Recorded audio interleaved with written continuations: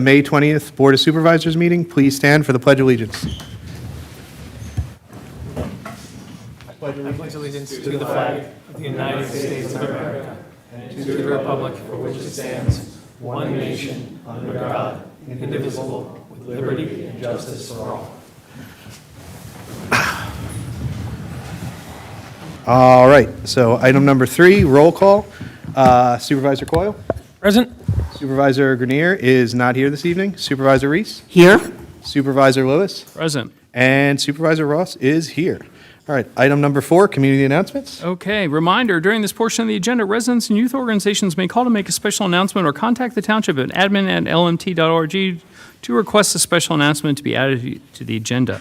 The Lower Makefield Pool is set to open for the summer of 2026 this Saturday, May 23rd at 9 a.m. And don't believe the weather. It's going to be much warmer. For pool hours or membership information, visit our Parks and Rec page on the township website at lmt.org or visit the Parks and Rec department or call them at 267-274-1105. The Lower Makefield Township Environmental Advisory Council will be hosting their styrofoam and recycling event on Saturday, May 23rd from 10 a.m. till noon in the parking lot of the Township Building. Along with Clean White Styrofoam, they'll be collecting wine corks, amber and white plastic, pill containers, and batteries. For more information, you can view the township calendar at lmt.org, so you can make it a 2 for go to the pool or go to recycle and then go to the pool.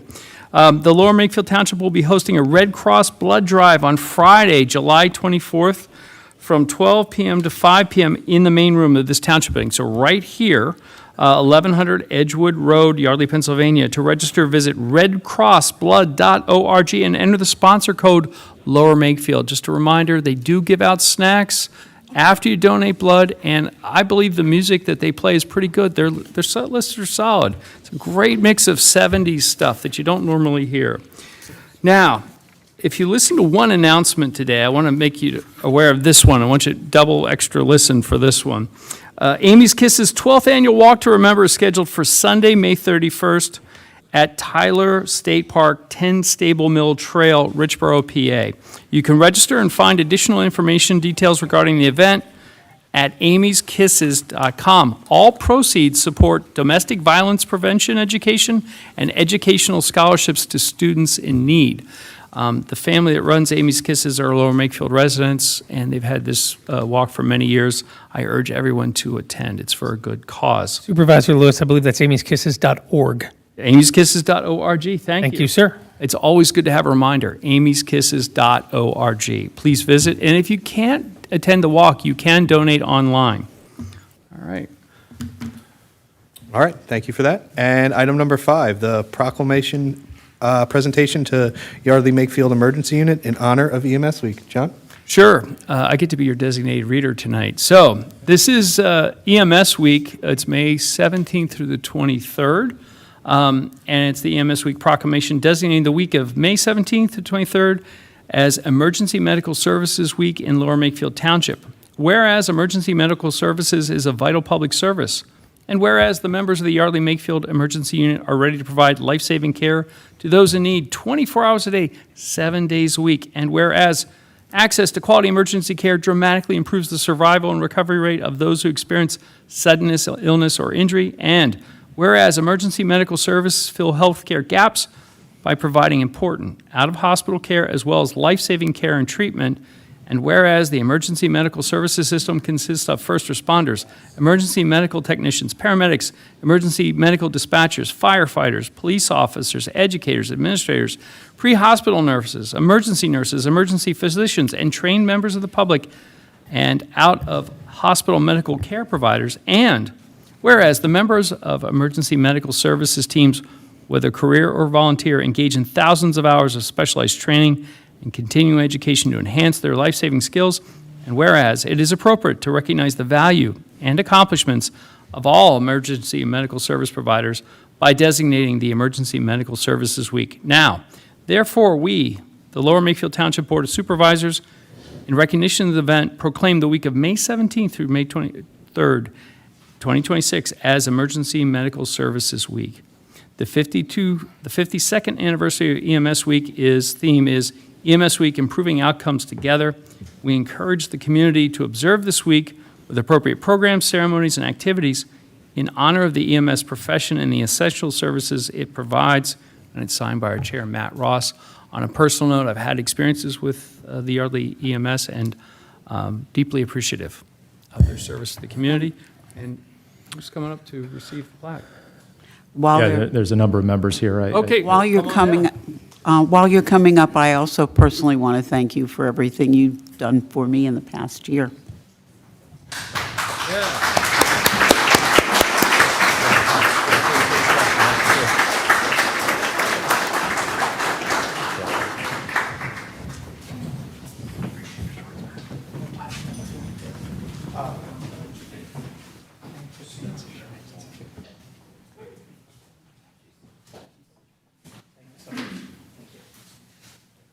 Yeah, if you guys wouldn't mind just sort of getting in the middle, Kelly, taking a quick photo.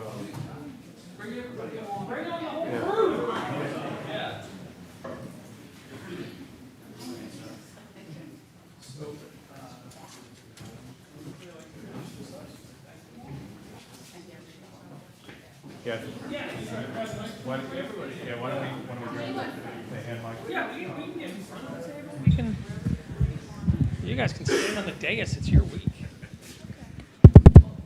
Thank you very much.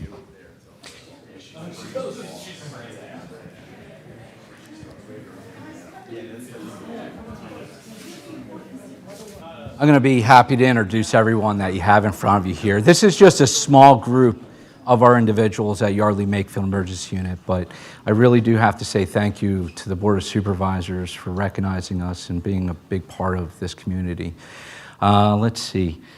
Today we have several volunteers that came with us. And just raise your hand for me. Kevin Call.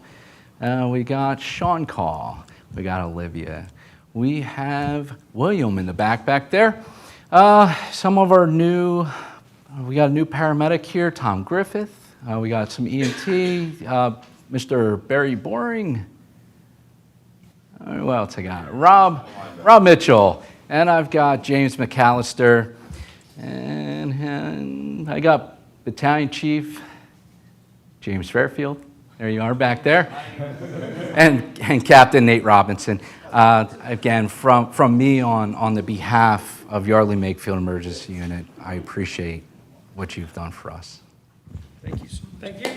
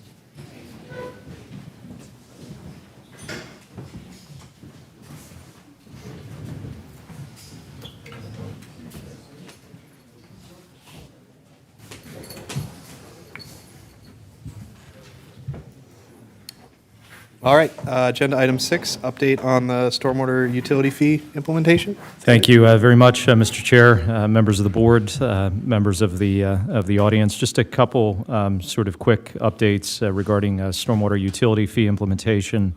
Initial quarterly bills, again, were sent in the month of April with an initial quarterly due date of May the 13th. So at this point, the first quarter payment and/or annual payment would have been due by May the 13th. Just some things of note to date. We've collected about $1.2 million of total revenue. Again, it seems a significant portion of the population is taking advantage of the 3% discount for annual payment. That represents about 57.5% of the budgeted net revenues that were anticipated. roughly 74% of the accounts have made, again, either quarterly or annual payments at this point. So again, obviously, this was a new utility fee, and so we would expect some delay and/or delinquency as it relates to that first quarter. We will be sending out likely additional notices for second quarter as a reminder. The other thing that I just simply wanted to note, as we are getting some questions on this issue, there was a recent Supreme Court decision that was issued at the end of April. Just wanted to note that the township is obviously aware of that decision, continuing to assess the potential impacts and implications of the Pennsylvania Supreme Court decision, including any operational, financial, or legal considerations that may arise as a result of the decision. Again, as was spoken about before, the township stormwater fee was established pursuant to explicit and specific enabling authority set forth within the Pennsylvania Second-Class Township Code. That being said, there remains some uncertainty as to how the decision may ultimately affect municipalities operating under that statutory framework, absent further clarifying legislation and/or judicial interpretation. So the township will continue to monitor developments closely and evaluate any necessary actions as additional guidance becomes available, either through the courts and/or the General Assembly. In the interim, it is, again, recommended that ratepayers pay their stormwater fee, again, whether through that full annual charge or a quarterly installment. And again, just in closing, obviously this is an emerging issue, and the township will comply with whatever ultimately materializes as we get additional clarity on this issue. So wanted to acknowledge that issue and just sort of share some of the feedback that we're providing to ratepayers as we're getting questions around that issue. Maureen, I don't know if you have anything else to offer at this point on the decision or... No, I think you summed it up very well. The decision is fairly new. There has been no real guidance from the courts or our General Assembly. I don't know if I anticipate any, quite honestly, in the future. Right now, I think we are proceeding as we intended, and we have the right to do so under the Second-Class Township Code. And I can say that PSATs, or the Pennsylvania State Association of Township Supervisors, has indicated that they are in agreement with that approach. So we do have some guidance from other authorities. Sounds good. So happy to address any questions that the board may have. Just wanted to, again, remind folks that again, those initial quarterly bills were sent. They were due on the 13th. So I would encourage those that have not paid to consider payment, and again, also publicly recognize the township's awareness of the recent court decision from the Pennsylvania Supreme Court. Thank you. Any questions from the board? All right. Any questions from the public? Oh, come on up. Just state your name if you're a resident of the township, and then just please keep your comments to 3 minutes. Supervisors, Township President, do you have a time frame on when you can get a resolution? Oh, okay. So I don't know if the mic's off. We can.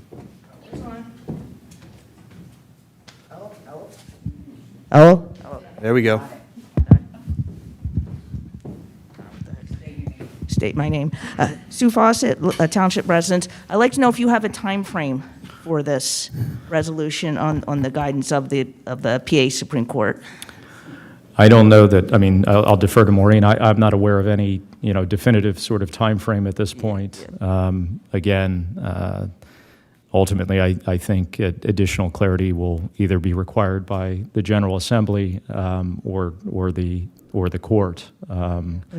But again, the township itself doesn't have the ability to compel either body to offer that guidance. Oh, okay, because the other thing I want to make sure is that as the decision was based on a nonprofit organization, I'll make sure that if there is a decision in favor of the taxpayer and the monies you have to refund or whatever, if that happens, I want to make sure that the tax-exempt organizations are credited, because like churches, synagogues, and mosques had to pay that fee and they're tax-exempt. So if Sure. you define it as a tax, we'll make sure that they get properly treated. Yeah, the township will comply with whatever the requirements of that clarification are, and ultimately what, how the decision is defined. Okay, so you don't have a time for, I don't know if there will be further guidance, because they said that was a decision, and I guess you need your legal counsel to see if there's any further. And that would be me and our firm. It should be noted that the decision came from the Pennsylvania Supreme Court. Yes. So that is the highest court Yes, yes. in the Commonwealth. I don't know if it will be taken any further than that. It would be unusual to do so. It just is a matter of, really, it would be guidance from the General Assembly.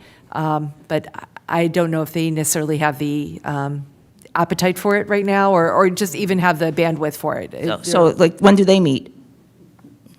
I don't know when they're back in session. I think they're Yeah, I don't. frequently. They're trying. together often. Okay. I'm just trying to see if, I just don't want to let this drop, that's all. Or maybe come back next month, or your next supervisors, just trying to keep a track on this. As we are as well. We are definitely talking about it and keeping our eyes on it. And if there's anything new that comes to light, the supervisor will be made aware of it. But yes, your points are very well taken, and we're very cognizant of the fact Okay. of, tax exempt, immune properties, et cetera. Okay, good, because there's one question on that, is that leaf collection is a tax. So to me, that's a service as a fee. So that's just one perspective, so that's why I'm a little confused on this. Because you call leaf collection, which is actually a paid service that I really don't need, that's a tax. So maybe maybe that's a totally different thing, but that's, in my mind, that's why I'm a little confused on this. Okay, thank you. Thank you. Thank you.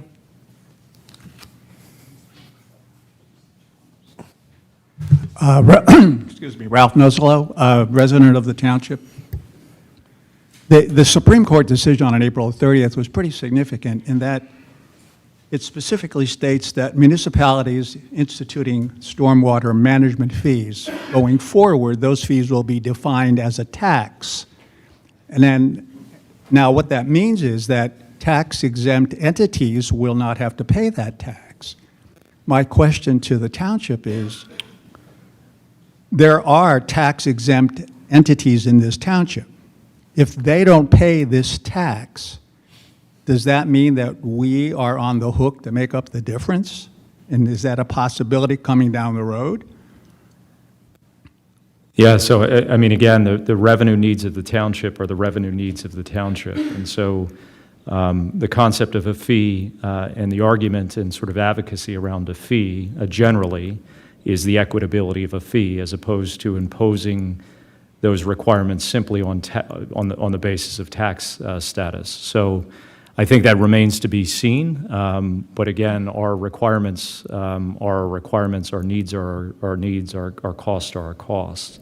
So I would say, to the extent that it is, I would just sort of clarify that the decision in that case is that it constituted a tax. There was not a definitive determination that all stormwater fees constitute a tax. So I just want to make sure you understand that distinction. There was... I did read the decision, and it was rather specific in terms of the... It was specific definition. as it relates to the levy in Westchester Borough, which is a Correct. home But it rule was borough. also considered a landmark decision in the state of Pennsylvania. Correct. And it had a significant impact on municipalities attempting to deal with the Clean Water Act. I'm not arguing the fact that you need to come up with a way of developing a revenue. Sure. But the issue is that if the Supreme Court has defined this fee as a tax. In that case, they made a decision that But that fee was a it doesn't- tax.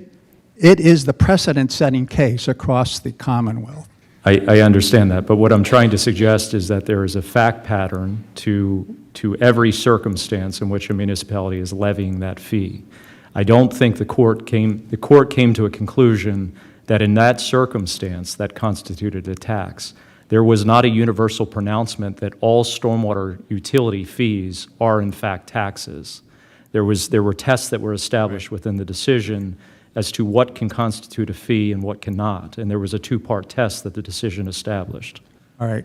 If it's determined that it is a tax, I'm hopeful that the supervisors are not going to say to me, Ralph, pay the bill that we already sent to you, and oh, by the way, you might be getting another one to make up the difference. And my other question is, did you not see this coming?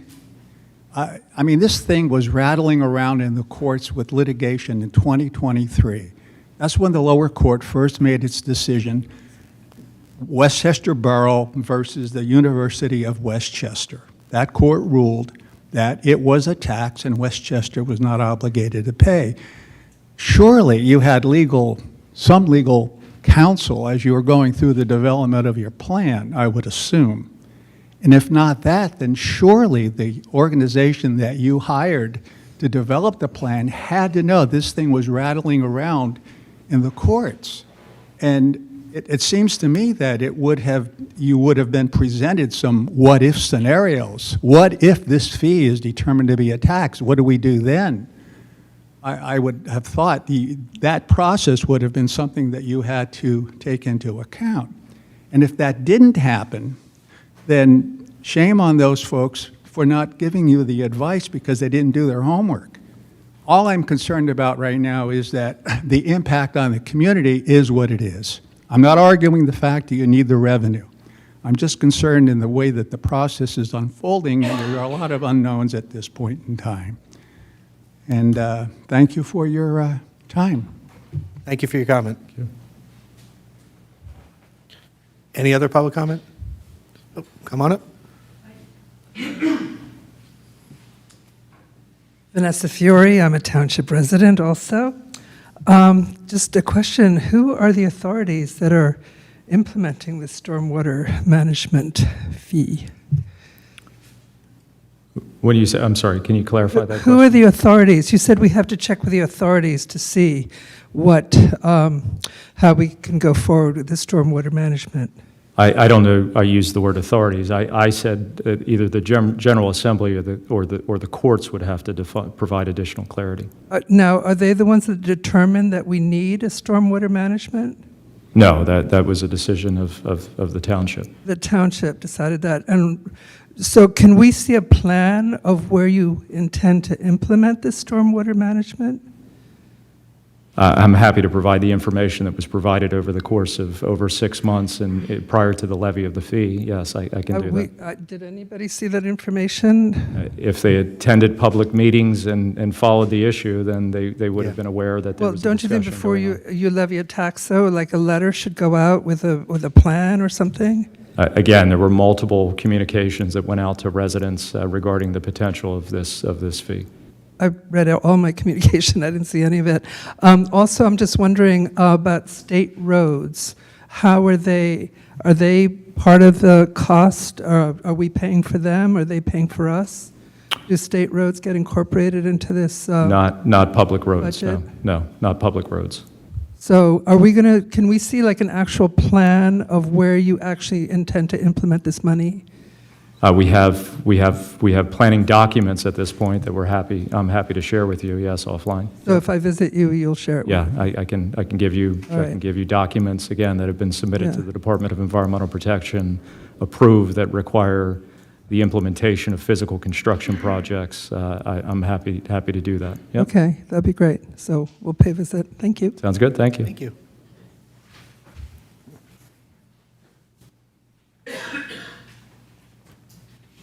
Hello, Mark Sanford. You guys all know me by now, but 879 Big Oak Road. Again, I had talked to Dave Kratzer about this last week after I was informed about the Supreme Court's decision. Looking at that decision a little closer, you have to provide, in order for you to do a fee, you have to be providing me with a service. And the service has to be levied versus what you're really providing. I argued to Dave that I've got a fully wooded 2 1/3 acre lot. You're not providing me with any service. And so I don't know how you can charge me a fee, and according to that decision that was rendered against, in Westchester, it's considered a tax. So what am I supposed to do? And especially when you've levied a fee against me that's disproportionate to other people in the community.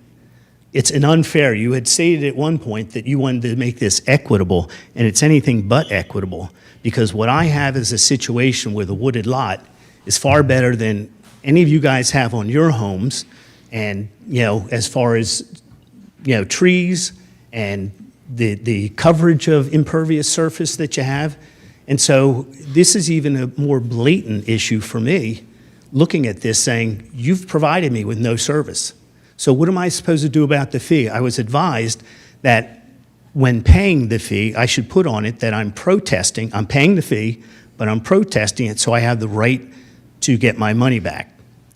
What I understand that if in the state of Pennsylvania, if you pay that fee voluntarily, you're not entitled to get any of that money back. Is that a correct statement? Generally speaking, yes. Okay. If we put on our fee when we pay it, that this is being paid under protest, do we have a legal right now then to get the money back? Again, legally, generally speaking, you do not, but the township will take notice of it. If I put, I'm paying this under protest, and I've included a letter, I've talked to David about this, that should give me grounds to at least try to get my money back. I think this is kind of a money grab. I think you've gone after this as trying to get the big ticket items like myself, who's, you know, I'm not putting a burden on the system. If anything, I'm a plus. And I know other people here that may talk, and they're actually absorbing your water. And so you should be paying them for that absorption. I know that, you know, I talked to my neighbor 2 weeks ago, that, you know, she has the horse farm, and she's getting paid, she's paying $1,000, so disproportionate to what you guys are saying are equitable. It is not equitable. And I'd like to get restitution to this as soon as possible. You know, you're sitting back and waiting, but you guys knew, you knew at the meeting 2 weeks ago when I was here, you knew that the decision was already out. Not a mention of it. You were all quiet about it. You knew in December that this was being contested because you actually mentioned it, that there's litigation going on about this.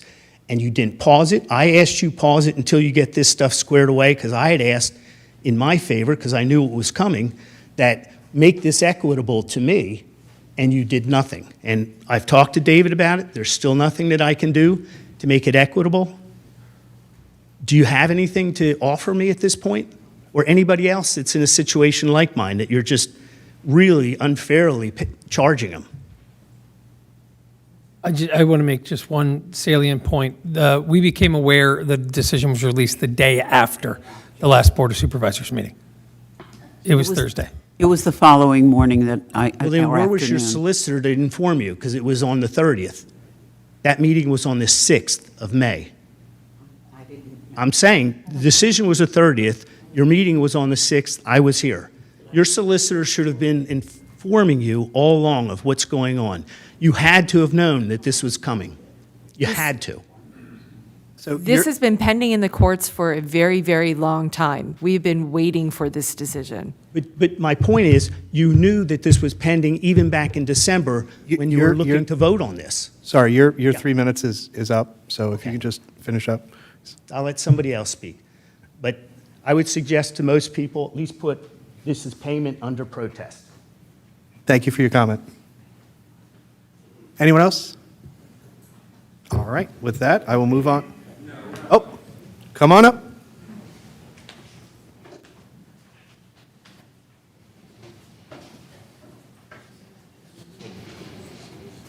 Hi, Mary Jo Sanford, a township resident. I am on a 10-acre lot in the township, and like my brother-in-law Mark, I feel like I am taking water from the township. Instead, I am now being feed from the township, where I don't think that's fair. And I was here in that December 15th meeting, and I'd like to go back to that, because I think the gentleman that sat here that we're paying for the service did bring up Westchester University that day, and said something, I don't remember exactly the wording, but so to say that you guys never heard of it until I think they were saying the decision. They weren't Right. communicating that they weren't aware of pending litigation that was pending for 2+ years. Okay, but you made it sound like to Mark that I- you were unaware of the whole Westchester scenario. Oh, Okay, that is not the intent. No, absolutely. We were aware of the pending case. We were waiting for the decision to be rendered. okay. So are you actually just waiting for someone to sue the township, like Westchester University sued the borough of Westchester, in order to move this along and change something and do something for the residents? It sounds like there's no plan, right? No, Dave had mentioned, he gave his synopsis, and I was in agreement. Right now, we have the authority to do so under the second-class township code. The case that was issued, the Westchester case, there are many differentiators from it to Lower Makefield, and what we have put forth as a fee. There's so many issues that have to be sort of discussed and sorted out, but it's not an apples to apples comparison, is probably the best way to describe it.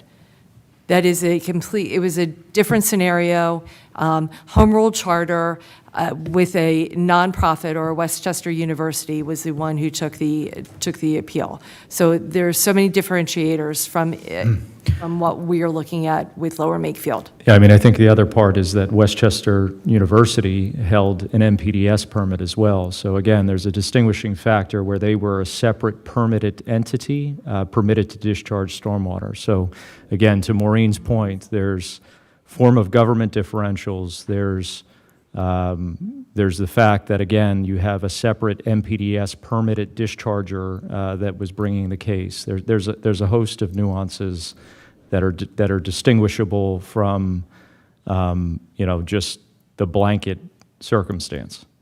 So no one in Lower Makefield has an MPDS permit? Nobody addressing the board this evening has an MPDS permit Well, issued by is the there Department of anyone? Are any Environmental of the Protection. churches or synagogues or mosques? Generally, or schools? churches and synagogues would not have separate. Pensbury doesn't have that school district? I'm not aware, but I don't know. I'm sure that's governed by the DEP, so I'm not sure who has been issued NPDS permits in the township. It just seems like to me that someone of an organization is going to say, all right, I'm not sure what your fees were to them. Do you know what your fees were to, like, say, Pensbury for the schools that are in Lower Makefield Township? Off the top of my head, I do not. I think it was in the neighborhood of about anywhere from 50 to 60,000. Right. So it just seems to me that they would say, well, we're already taking care of our stormwater on all of our school properties.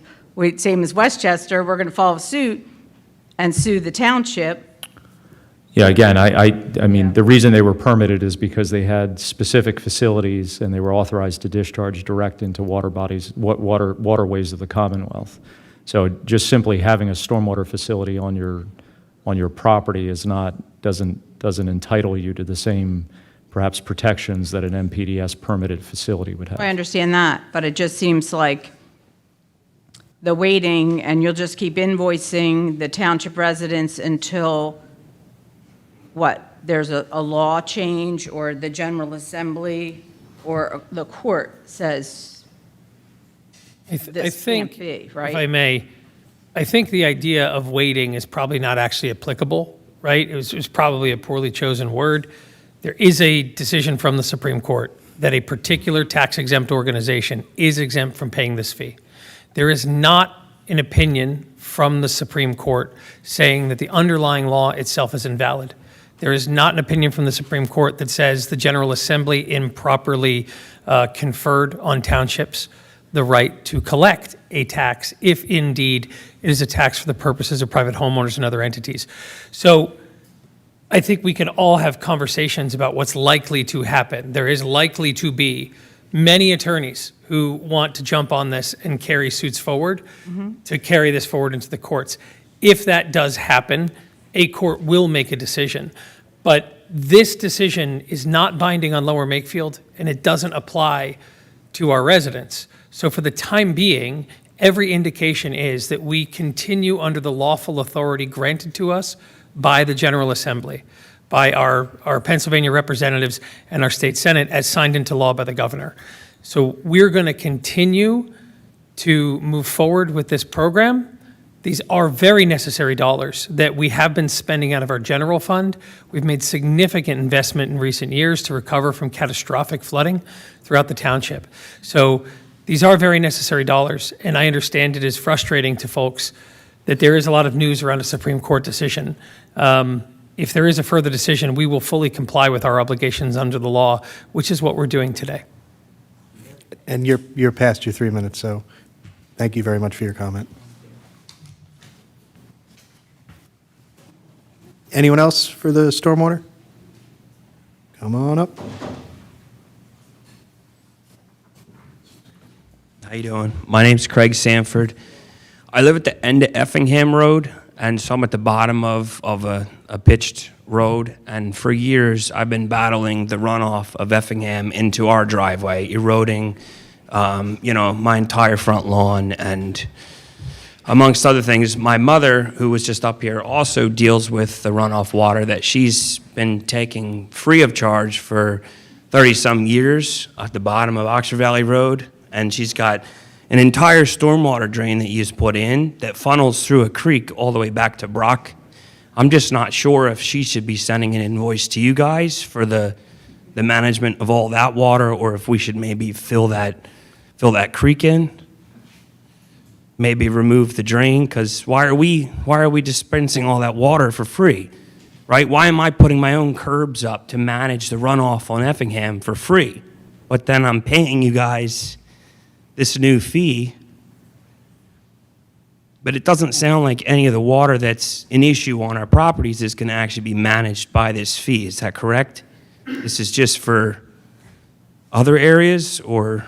I mean, it's for all possible areas in the township. I mean, every year we see what we have in the budget, and that's what we work on. For the last couple of years that we didn't have this fee, we were spending all the money we can to fix whatever issues there were in Maplevale because of the intense flooding. Now that we have the fee, we're locating where we can improve year after year, so we can move it forward. Yeah, it's not one. Intense flooding could be managed with flood insurance. Anything outside of that, I think we should look at this more fair. Like, I don't know, the other townships that do one fee, even across the board for everybody, like Middletown, where my buddy's paying less than $100 a year.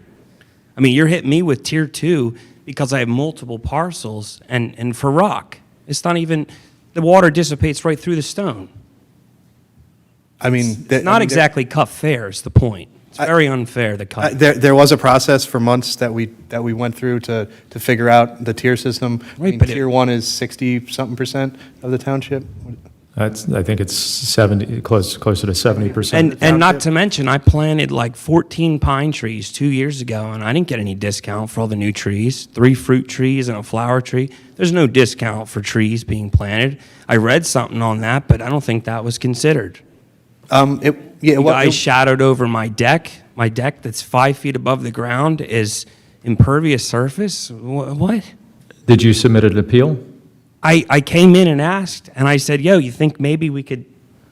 No, about the deck issue that you're now raising, the No, I specifics. didn't- I would did not suggest, I yet. would suggest that you do that. I'm asking that And document the condition underneath the deck and its elevation off the street or off of the ground, and you would likely be eligible for some reduction in the IA that's attributable to your parcel. If I ask, will you guys, with this fee, will you manage the water that's coming off Effingham into my property, and will you give my mother a break from managing the water she's taking in like a drain line that's probably every bit of 2-3 foot diameter that she's been taking for 30-some years? I mean, we can look at the Is there a neighborhood tax and put it in- rebate for properties like that? No, there's currently not anything. And why do we have it on our properties? Why is she taking the water? There's no value to take it.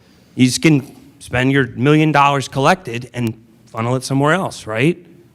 I mean, the fee is not meant for every specific resident. It's meant for the good of the whole township. So we Then kind of cut it see fair. It's not cut fair with multiple tiers. That's what the board, we talked about it for months. We had people come up, and that's what was decided.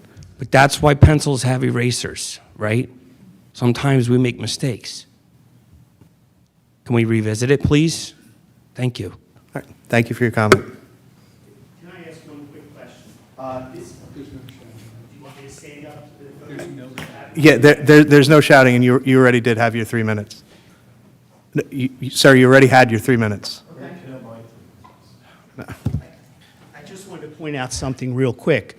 This is why they're saying it should be a tax. This is why if you look at the decision from the PA Supreme Court, that they rendered that there's all these nuances, and this is why this thing should be deemed a tax, because you're not providing a specific service for anybody. And there are several examples of how not only you're not providing the service, they're providing the service for you. Thank you for your comment. All right, any other people that haven't spoken? Come on up. Hi, my name is April Bulwage-Clower. I'm a resident of Lower Makefield Township. I live in the Maple Vale neighborhood. I just want to clarify something, that flood insurance does not stop catastrophic anything. And if anybody doesn't want to pay a stormwater fee, it's families whose houses have been flooded and destroyed. So I can appreciate everyone's stance on this, but this is information that's been shared by the township for how long? A year? You guys have been talking about this? I know that there is work outside of our neighborhood, but we were not the only neighborhood this last time. People died at township ahead of us. 40 families were flooded outside of our neighborhood. So I can appreciate that everyone has individual areas they need to focus on. We do too. But this doesn't help the community to be picking apart like this. Stop this, stop that, go back. We can't. It's infrastructure that got us this problem right now. We didn't keep up with it, and the town's just trying to do that. So I am not in favor of another fee for any of us, trust me. But I do appreciate the steps that were put in place, because it's a larger community issue that we all need to work on together, or it's pointless. It's pointless. So I appreciate everyone's concerns, especially those on fixed incomes. Totally get that. Larger properties, understand that as well. But I would just hope that we will consider this as a community to work together to make sure we get this right. Thank you. Thank you. Thank you.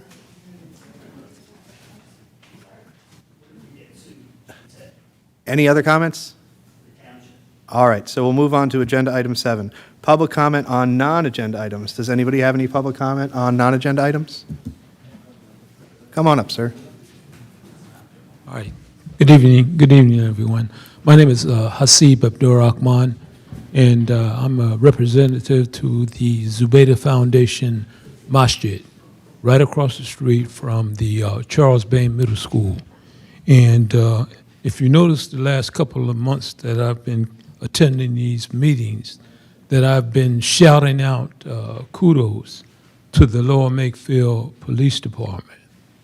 And so one of the major reasons why I have been doing that on behalf of the Zubaydah Foundation Masjid is the paramount importance to partner with the Lower Makefield Police Department and any other entities in the Lower Makefield Police Department. For those of you who may not know, yesterday was a day of tragedy for Muslims across the country of the United States of America. The chickens have come home to roost. What I mean by that is that I've been advocating at the Zubaydah Foundation the paramount need for us to have volunteer security men on the campus. In addition, we already have the Lower Makefield Police Department coming in on every Friday for our Juma service. We have children just like those children at that San Diego Islamic Center. Those two teenagers, 17 and 18, shot that police officer. They killed him. They shot him dead. He's gone now. It's so bad that the family does not even have the means to financially bury their loved one. And this is where, in that particular locale, the Islamic Center of San Diego stepped forward to take care of the burial janazah procedure. Janazah is an Islamic funeral. So when you see me coming here and giving kudos to the police, and when they come in on the campus of the Zubaydah Foundation, I make it my business to greet each one every week to talk to them, to communicate with them, to get an understanding, and also to appreciate the work that they do. This past Saturday, you know, the last meeting I was here, I invited each and every one of you and the community at large to come out to our festival, which was last Saturday. It was a complete, unequivocal success. There was an officer, or I couldn't get her last name, and her first name is Officer Kaylee. And she was out there directing traffic, you know, talking to our parishioners. There were, I think Fitzpatrick, the council senator was there. So a few of the politicians came out, and it was a moment of unity and harmony throughout the community. There was a little girl that got lost in the midst of all the children and whatnot, and Officer Kelly was on point. She found that little lady's parents, and it like saved the day. So that's an example of the police work. And Officer Kaylee was on duty from 1 o'clock p.m. until 6 o'clock during the complete duration. So kudos to Kaylee, and kudos to Captain Tim Reeves, who has always been on point, you know, advising me, telling us, you know, giving me suggestions of how we can better improve the conditions on the campus of Zubaydah Foundation, and least but not less, Police Chief Kelly, you know, who, as you know, is from, did some service down there in Yardley, and police chief here, and the magnificent work that he does day in and day out. Thank you so much, Officer Police Chief Kelly, for all that you do. You know, having the officers come on every week, and they do an outstanding job. So I just want to mention their names. Police Chief Joseph D. Kelly, Captain Tim Reeves, who I work with every week. If there's any problems, I call him, or vice versa. So thank you very much, Captain Tim Reeves. Also, Larry Hillman. Thank you so much. And the backbone, I say, the backbone in the administration department, the secretaries, Jennifer Walker, who is the assistant to the chief of police, Carol Peters, who is the assistant to Jennifer Walker. Every time I come in there, they're taking care of business and always at the service for the community. So we thank them very much. Some of the officers, Officer Leon Kreml, Officer Colin McTammany, Officer David Capris. If I said his name wrong, then I say Officer Dave Kay, Officer Timothy List, and the list goes on and on. My point is that they do a remarkable job. They put their lives online when they're in on their tour of duty 24/7. So, you know, we can never say enough to give our thanks and appreciation. Thank you so much for your time. And also, I just want to say again, thank you so much, Dave. I did you're information. I want to let everybody know that I am I'm very much interested in the Human Relations Commission. So just because you haven't heard me, I think I made it clear in my communication You did, back yes. Yeah, thank that you. I'm definitely interested. I did serve on the Human Relations about 15 years ago out of the Philadelphia. So I'm familiar somewhat with the work, and I'm definitely interested being a part of that Human Relations Commission. So I'll be within the next week, because we're coming into the Memorial Day holiday. But within the next week, I'll be submitting my resume, and then I look forward to just who's ever exits out. I hope that I would be recommended to come in on the board. And also, if you would be so kind, if I can come in and just witness a portion of the meetings, to give me an update or upgrade, it would be greatly appreciated. All of those meetings Thank are you. public. You're welcome and encouraged to all of them. And if you happen to be a freshman through junior in high school next school year, there is an opening on the Human Relations Commission for a student representative. So if you will be enrolled as a freshman, sophomore, or junior in high school next year and you're a resident of the township, we would love to have you serve as that student representative, sir. Well, I'll definitely keep that in mind. Thank you for And your time. I'd like to make a personal, I've known Mr. Abdurrahman at least 30 or more years. 30 or so years. And when we were teaching together, most of my male students were larger than I was. Yes, And some of them really came from rough backgrounds. yes. And I always knew that if I had a student who was really troubled, to send him to you. Yes. And the next day, this child would come back with a whole different attitude. I don't know what you said. Yes. It was always done with grace, teaching them how to solve their personal problems. Absolutely. And to this day, I've always. Mrs. Reese, Judy Reese taught English, and I taught And social studies. Retired 2011. Yeah. After a service of 38 years. Oh. So now my service is to Zubaydah Foundation. I get no paycheck. I do it for the love of what I do. So again, the masjid is open 5 times a day for the Muslim to pray, but it's also open to the community at large for you to get a better understanding Beautiful mosque. of the religion of Islam. We are not what you might often read in the newspapers and what, some of the negative newsprint that we get. This is why it's so critically important for us to be out there in the community. We do service the homeless. We do feed them. And thank you very much for your time, all right? Thank Have you a for your good comment. evening. Thank you. Is there any other public comment? Come on up.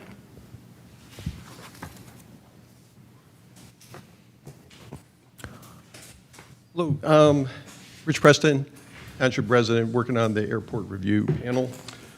And I wanted to bring it to your attention, the recommendations were made to you by the panel in March. And I want the community to understand the number of different issues that are associated with the problems associated with Mercer County Airport. The first thing we said in the recommendation was we need you guys to be engaged and continue with the interactions that you've done with the Mercer County. And to that end, we think we need to convince them to find ways to respect our concerns over the multiple issues. Mr. Lewis did a great job initiating that, and we've got a new member of the panel who I think would be a good addition to help with that communication. Regarding the PFAS contamination over there, we've just recently learned that the licensed site remediation specialist hired by the airport, they've put out their report, and their report shows they're doing a very poor job of sampling the area for PFAS or where the excavation is going to occur.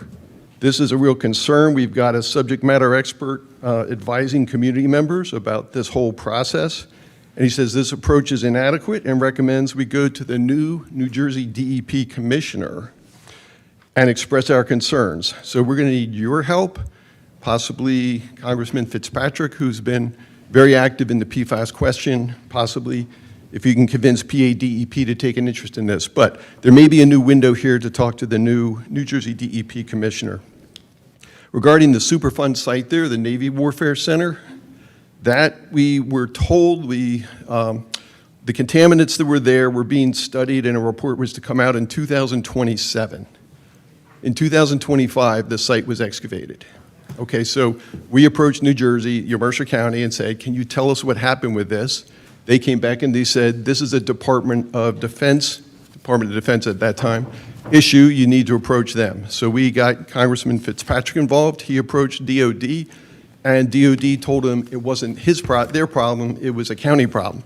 So we can't find out anything. We don't know what was mitigated, what was controlled, what they did with the soils. That's another place where we really are going to need help beyond what the citizens can do. Regarding Infinity Flight School, the growth from a handful of planes to 60 plus and growing, as they say on their website, has led to continuous air traffic without any restrictions from the airport of the small planes buzzing around. Now, they take different flight paths than the Frontier or Legionnaire planes, and so they go up and down the river. A whole new group of residents are coming and complaining because they're getting buzzed all the time at all hours of day or night. And in Florida, the Infinity Flight School operates at a facility where there are restrictions on when they can fly and what days they can fly. Okay, so it is possible for Mercer County to impose restrictions on there that would make things much better over here. There's also a grassroots movement over in New Jersey, specifically in Titusville, to try to stop the Infinity Flight School, is what they're called. So that's an ongoing issue that we'll need help with you guys on. The quintupling of the airport terminal, which is what they're pushing for, we've been told has gone from $200 million to a $300 million estimate. That's a lot of taxpayer money to go into this modification to grow that airport. We don't believe there's been any return on investment sort of analysis done with that. And the whole approval by the FAA of their environmental assessment was based on the fact that they asserted there was expected to be no growth in their airport traffic following this $300 million investment. That was obviously nonsense, because as soon as the FAA stamped the approval on there, they came out with all the bragging about how they were going to add more airlines, which they've added Allegiant. It started flying in 2026. If they go through with this massive program of expansion over there, what's going to happen is it's not going to be a matter of just residents who are hearing these planes and annoyed. It's going to dramatically change what the air traffic is over our residents. And so that's the risk, is if we don't address these issues, and we would like to see our federal representatives engaged to say, if this money is going to be approved, we need the return on investment analysis, we need an actual assessment. We should go back to the FAA and challenge their FONSI, because the finding of no significant impact was based on false premises. So the community, if there's people who are interested, you can see there's a lot of different aspects. This isn't just a couple homeowners complaining about planes. There's a lot of issues here. We need more help. We need more volunteers. So if anybody's listening in the audience who would be motivated to try to participate in this, we need the help. We'll be meeting next Thursday, the 28th, and look forward to talking to Judy and anybody else who comes. All right, thank you for your comment. Thank you. Any other public comment? All right, with that, I will move on to the next agenda item, the consent agenda. Mr. Chair, I move that we approve the consent agenda items as listed. Second. All right, any questions from the board? Any questions from the public? All right, with that, I'll call the motion. All those in favor? Aye. Aye. Opposed? Motion carries 4-0. Agenda item 9, the engineer's report. The engineer's report is in the packet. Does anybody have any questions on the engineer's report? All right, with that, moving on. We have a hand. Yeah. Was anybody going to discuss the PICO upgrades in the area? Or is that not part of the township? That is, it's not, but it is. It is, but it's not. I will tell you, they finished on my street. They absolutely repaired, because across the street from me, they did a really good job. Because I wanted to, I'm Sue Fawcett, Township President, and it is an engineering thing, but I want to say that they're working at Sandy Run in Reading, which is where my intersection is, which receives all the stormwater from Reading. But I say the crew there, excellent, very nice people. I spoke to the foreman, because what happened is that due to their repair work at that intersection, the road traffic, they kind of like chewed up my lawn, really big time, and the foreman promised that he would send by somebody for landscaping, but it have to be township inspection. So if you guys get a bill for landscaping at Sandy Run in Reading, it's really desperately needed.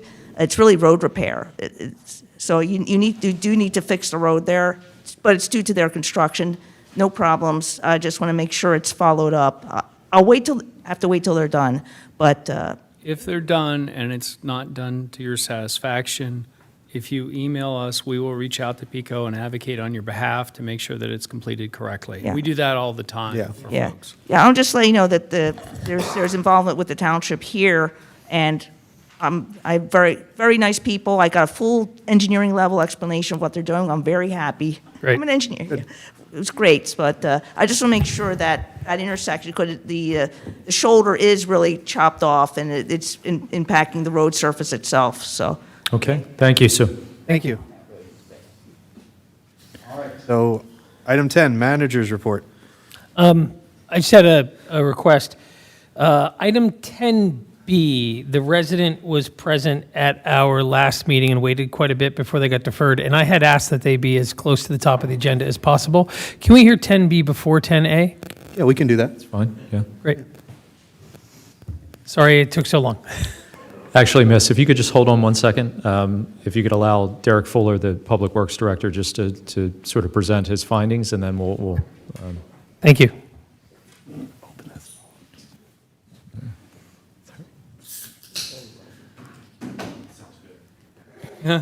It's Derek, just a self- Derek also Don't get excited. appreciated that as well. So. He's going to suggest that we just move to item 12 after this immediately. So. Good evening. As you all are aware, the board has asked myself and Dan McClune and David to look into this issue with the property at 1360 Jacob Drive. We did make a site visit on May 5th. Again, looking at the encroachment as a whole, it does appear that obviously there are existing features that do encroach within the easement, that is the township's drainage easement. There also, again, it's hard to tell because I'm not surveying it precisely, but could be, and looking at the drawings presented by the applicant's engineer, there could be a few features that actually potentially over the drain line, again, not by much, but there are existing features that greatly impact the easement. So I'll be happy to answer any of the questions. I know this report was provided to you all. I'm not sure if everyone looked at it or had any additional questions that I could answer for you. I have a question, because I was looking at the photos earlier. It looks like part of that shed and the retaining wall are over the pipe. Has that pipe recently been scoped? Because the pipe seems to be like at 24 inches down, and I would think that any of those would have a footer that would be at least 4 foot down. Yeah, the pipe was not cambered. We did not video inspect at all.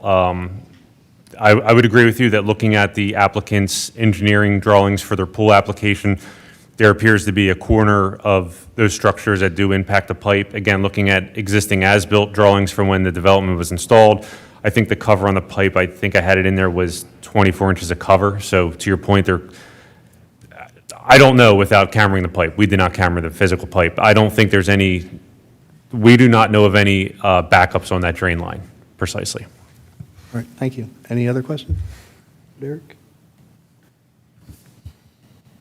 None for Derek. I mean, generally speaking, so just looking at the images, Derek, it looks like significant patio and wall and a brick structure in the easement. Is that all correct? Correct. Okay, thank you.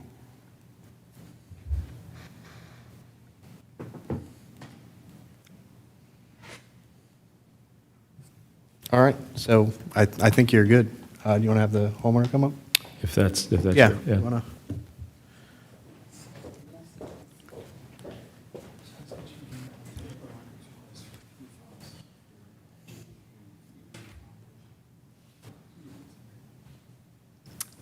Hi, Bethany Reeb, 1360 Jacob Drive. I think my husband came to the last meeting. We have since provided you with a declaration and written commitment. I don't know if you guys have had a chance to review that as a resolution to the Oh, issue. if you could just speak into the mic. Oh, sorry. Yeah, no worries. It's very finicky. He's online also, by the way. Yeah, Oh. I don't know if he can talk or not. I'm mute. Okay. So I don't know what else you need from us beyond that declaration and written commitment to rectify the issue. If I Yeah, may. and to clarify too on one of the questions, the shed is on a pre-poured concrete slab that was carried into place that sits on a bed of gravel. So there was no excavation related to the shed. And then the patio footer for the actual concrete block wall, not the small 24-inch wall that was in the picture. That's just loose laid and not on a footer. But the actual patio is not over any portion of the concrete pipe whatsoever. It does slightly encroach. They did have to dig below the frost line for the patio, and of course, no concrete drain line or stormwater drain was encountered during that excavation. Sir, when you appeared last, you indicated you weren't home when that work was done. Am I misinterpreting that statement? Because I wasn't home during the shed. So the shed was placed by a small shed builder out of Lidditz, Pennsylvania, and they dropped it, seemingly at the most logical place, which would be towards the wood line. I don't know that they really realized whoever dropped the machine and commandeered the skid steer that dropped the shed really took any consideration into the plan that was submitted, unfortunately. And then when I got home, I saw where the shed was placed. Not much I could do about it at that point. And I think the contractor for the patio, which is a separate firm, they took their lead off of the shed, probably assuming that was placed in the proper, location. Yep. And then they drove everything because the shed is integrated into the patio. They drove their patio lines off of the shed. Yeah, I hate to be in this position, but I will share my significant concerns here. It is not the obligation of the contractor to comply with the permit. It's the obligation of the permit applicant to make sure that the work performed on the site is in keeping with the permit as applied. I appreciate that you have prepared a declaration and a commitment, and I understand that this is a significant obligation on you. My concern is when you eventually sell your property, let's say there's no problems in the entire time that you live here, and you sell your property to the next homeowner. They do have a legal obligation during the title process to investigate anything that may be recorded on the title. But when I bought my home, there's a drainage easement there. It never came up in the process. I was never aware in the purchasing process. I am trying to protect us from a situation where... Make it a lien or something that clouds the title? It would be a significant cost to a future resident of the town who didn't go through this process and didn't have this communication with us I'm not sure how you move that shed without having to destroy it and rebuild it. So in the event that there is a need for us to require it to be moved, it's not a matter of a few $100s to move some fence posts. It's a significant amount of money. Not really. Like I said, it's loose laid on a concrete slab. There's no footer to the shed. It could be moved with a machine. Yes, it damages the plumbing and everything that I integrated into the patio, but it is not a difficult endeavor. Really, the big problem, if you have to address those drains, is the 80-plus-year-old trees. There's a 100-plus-year-old oak tree in the way. There's 40-plus-year-old pine trees. It's heavily wooded. You have to clear cut a massive amount of property to get back there in any machinery anyway. Yeah, I would agree with Colin. It's a rough decision, but anything that's over that pipe, it's just too risky moving forward, because if we ever did need to access it, it would most likely be in an emergency situation or something that has to be done quickly. And I could see if it was a future homeowner, or even you, it's not something that can just be done now. So I would recommend that anything that's over the pipe definitely have to be moved. I also don't believe that we have the equipment in the township to readily, gently remove this shed. So we'd have to incur costs and delay to go to a third party. This is an awful situation, but I mean, absent some compelling reason to leave the structure in place, the only thing that I can see here is that we require you to be in compliance with the permit as issued. which would mean that you would take on the costs of moving the structures out of the easement at this point before proceeding forward. Any other comments from the? Before proceeding forward with the pool or any other project? I think that we would have a hard time supporting any application before the zoning hearing board to continue with further construction at the site when there is what appears to us to be a significant non-compliance with an already issued permit. Yeah, I would agree with that. And as a former member of the zoning board, I think that they would have a real hard time as well. This is an offense that you can take a section out. I mean, truthfully, my neighbor and I can take, with my son, could take a section out of my fence, or 2 sections. If I had that issue, I don't. But this isn't, a couple of fence posts. And it's very hard to go forward when somebody is already not in compliance. It's difficult for a zoning board or for us or planning to say, well, they said they're sorry, so you can't do that. The permit was issued a certain way, and you really have to follow it, as hard as that is, and I do know it's hard. What if we post, so I'm in the construction, renewable energy finance business. What if we posted some type of restoration bond?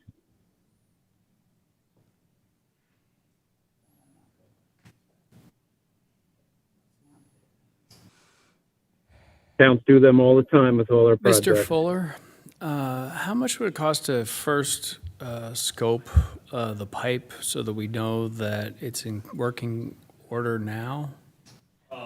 A ballpark, usually, unfortunately, you have to pay a video crew for half day. I would say probably going rate for half day right now is $2,600. I share my fellow supervisors' concern over access to that, and I would want to condition anything even before I'd want to know what the status, because if we have a problem with that pipe, and it is an emergency situation, and I can tell you, I've been in an emergency situation, someone is nodding in the back there with a pipe, right? That you don't have enough time, and houses are at risk and other circumstances, which is why we have to kind of look at the safety element of it. So I think before we discuss things like a performance bond or lien structure, we would have to know what's going on in the pipe, because I will tell you that it's not fun to be in someone's backyard when the pipe is broken or their basement, yeah, that circumstance. So I think we're going to need to figure that out maybe, and I'm really not up for spending taxpayer money to scope that. So I'd have to, if we're going to talk about options, I honestly, because Is it an option for us to pay for the scope as the homeowners? that would be a question for our solicitor. Is that something we could consider? Absolutely, yes. Okay. I don't want to run afoul of anything. My only concern is, even if it's scoped and it's fine now, Right. like with settling of what's over there, in a year, 2 years, 5 years, it could. Yeah. Well, I mean, could we scope it, if it's agreeable, could we scope it every, whatever the requirement is, every 5 years? I don't even, where's the nearest inlet to that even? It's actually in their backyard.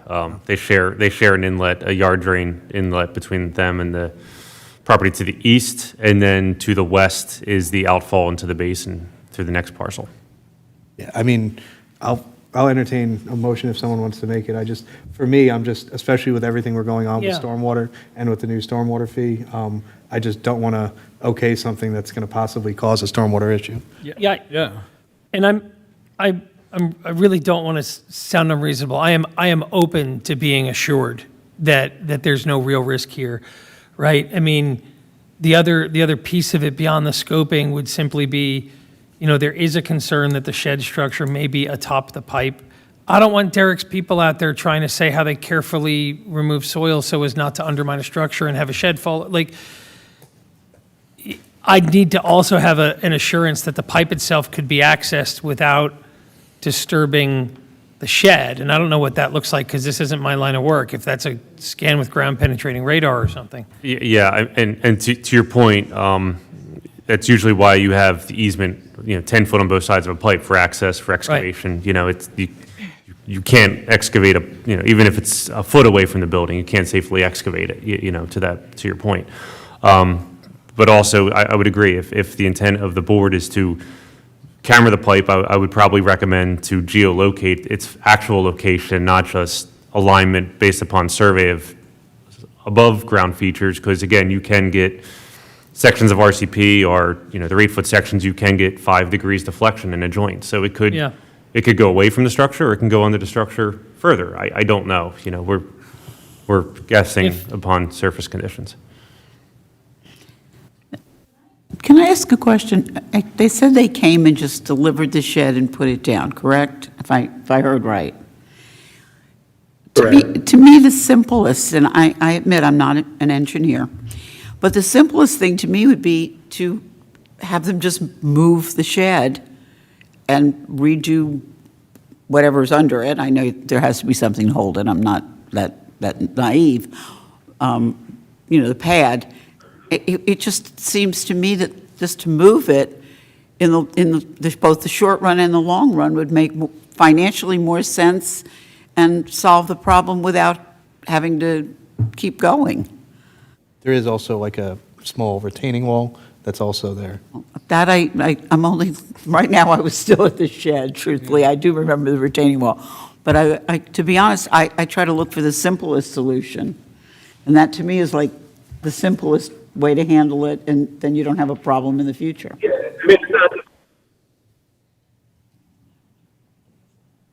Appreciate your comment. I think where I'm going to end up on this is I am absolutely open to you folks taking some time to think if there's a way that you can give us the assurances that our ability to access the pipe as needed is not encroached. It's going to be difficult to get me there. I mean, we've had enough discussions over protecting stormwater facilities here in the last couple of years, and quite frankly, we are trying to get the zoning hearing board to stop granting as many appeals as they do for much smaller, much simpler things, and I think it could significantly undermine our standing with those situations if we allow a brick structure, which is, if not over the pipe itself, likely creating an unsafe condition to access the pipe. So I'm not inclined. Yeah, to be clear, it's thin brick, which is the same diameter or thickness of tile, ceramic tile. It has an old world, actual real brick look, but got it's it. Thank thin you. brick. It's No. not as substantial a structure as. Okay, I do appreciate that clarification, because it looks like a brick house from the photos. Yeah. Yeah. Yep. It's just a typical shed with a layer of brick veneer on it to make it look like it's a substantial structure. If I were asked to make a proposal tonight to vote on an agenda item of to approve or not, I think I would have to move to require you folks, unfortunately, to move the structure to be in compliance with the permit. I'm open to any other suggestions from the board, but at this point in time, I think that it's an unfortunate situation, and I understand it was a contractor's mistake. I would encourage you to go after that contractor for failure to comply with the plans. So I'm going to move at this time that we require the applicant to move the shed structure and any other structures, patio and walls that are encroaching into the stormwater utility easement on the property. Do I have a second? I'll second. All right, is there any questions from the board? Any questions? Not at this time, thank you. All right, with that, I'll call the motion. All those in favor? Aye. Aye. Opposed? All right, motion carries 4-0. All right, thank you. All right, with that, we can move back to A. Okay, thank you very much, Mr. Chair, members of the board. The first item is an item that has been, I think, tabled at your last two subsequent meetings or prior meetings. That is to consider acceptance of a proposal for consulting and advisory services relating to a request for proposal process seeking either a management company and/or lessees or lessee proposals for Makefield Highlands Golf Course. Again, I've presented on these proposals prior. Just one thing of note on the golf property analyst proposal. As was mentioned at the last meeting, the proposal was amended to remove the percentage-based compensation in the event that you were inclined to look at a lease structure as opposed to what you currently have, which is a management company structure. Yesterday, both Vice Chair Lewis and Supervisor Reese had an opportunity to meet with both of the two consultants that are sort of narrowed down at this point in this process. I'm happy to sort of turn the floor over to either of them if they have any comments to share based on their impressions of the discussions they had with the consultants. Before I get to even that stage, I have a concern that we don't know what we want yet. Do we want management? Do we want lease? I think that before we even start the process, we should be clear in our heads which we really do want. I think that it's apples and oranges. It's not like I'm comparing companies to manage, but then I'm going to look at who I'm going to lease to. So I think we need to slow down in that respect. And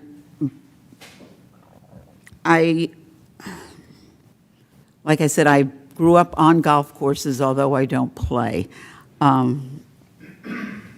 I just feel like we are already at this stage. I would like to see us possibly extend for a year the management contract to Spirit or whoever they are now, and take the time as a board to look at the differences in management and leasing, and which is better for not just the board, but for the community, the golfers, for the township.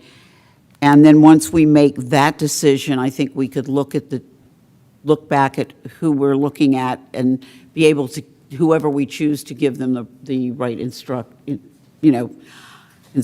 I have to tell you, I leaned more towards someone who was more local.